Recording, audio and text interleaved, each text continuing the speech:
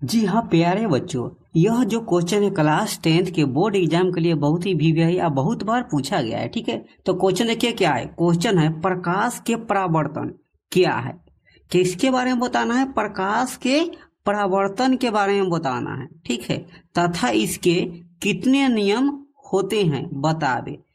और प्रकाश के परावर्तन के कितना नियम होता है उसके बारे में भी क्या करना है, बताना है। ठीक है, पहले जान लीजिए परावर्तन का मतलब क्या होता है। तो परावर्तन का मतलब होता है टकराकर आपस आना।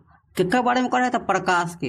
तो प्रकाश टकरा कर आपस आएगा उसको कौन सी कहेंगे, प्रकाश का परावर्तन। ठीक है, तो उत्तर देखिए आंसर क्या कर रहा है, प्रकाश के परावर्तन। ठीक है, लिखकर डैश दिए, डिफिनेशन लिखते हैं क्या है, प्रकाश के किरण को। ठीक है, किसके, तो प्रकाश के किरण को किसी वस्तु से, ठीक है, प्रकाश के किरण के किसी वस्तु से टकराकर लौटने की क्रिया को कौन सी कहेंगे, प्रकाश का परावर्तन कहेंगे। ठीक है, जैसे देख लीजिए ये कोई एगो वस्तु है या दर्पण है। ठीक है, इसको कौन सी कहे, दर्पण कहे। देखिए प्रकाश ऐसे आ रहा है, यहाँ से टकराया ऐसे चल गया, इसी को कहेंगे प्रकाश का परावर्तन।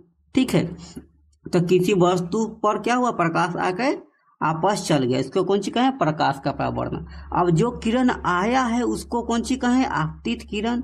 और जो आपस चल गया है टकराकर उसको कहें परावर्तित किरण कहें। ठीक है, अब इन दोनों के बीच में एगो क्या करते हैं, एगो लंब डाल दिए हैं। ठीक है, एक कहते हैं डंटा खड़ा कर दिए तो क्या हो गया, लंब या अभिलंब। ठीक है, इन दोनों के बीच में कौन सी एगो कोण बना, जिसको कहे कौन, आपतन कोण कहे, आपतन कोण कहें। ठीक है, यानी आई कहें। और परावर्तन कोण और अभिलंब इन दोनों के बीच में भी एगो क्या हुआ, कोण बन गया, तो इसको कहे आर, यानी परावर्तन कोण कहें। ठीक है, अब देख लीजिए ये क्या है, एगो बिंदु पड़ा था, इसको आपतन बिंदु कहेंगे।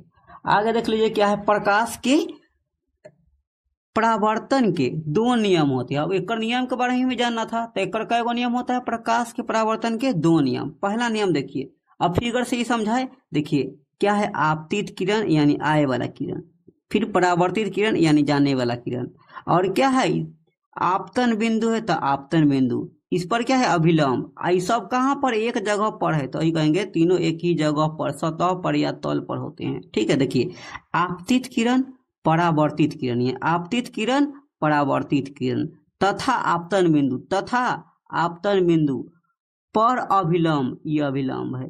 तीनों एक ही तल में, तीनों कहाँ पर, ई वाला और ई वाला कहाँ, एक ही जगह पर है, एक ही तल पर, तल में होते हैं। ठीक है, अगला देख लीजिए, अगला क्वेश्चन क्या, सॉरी दूसरा नंबर, पहला नियम तो जान गए, और दूसरा नियम क्या है, तो आपतन कोण। ठीक है, यानी एक बीच में जो कोण बना था सोन, ई वाला कोण यानी आई, आपतन कोण, और परावर्तन कोण यानी अभिलंब और परावर्तन के बीच में जो कोण था, ये दोनों क्या होता है, बराबर होता है, कह सकते हैं। अर्थात अर्थात कोण आई बराबर कोण आर। ठीक है, अब इसको क्या कीजिएगा, आप लोग याद कर लीजिएगा, बहुत ही वीवीआई है। ठीक है, फिर मिलेंगे नेक्स्ट वीडियो में। जय हिंद।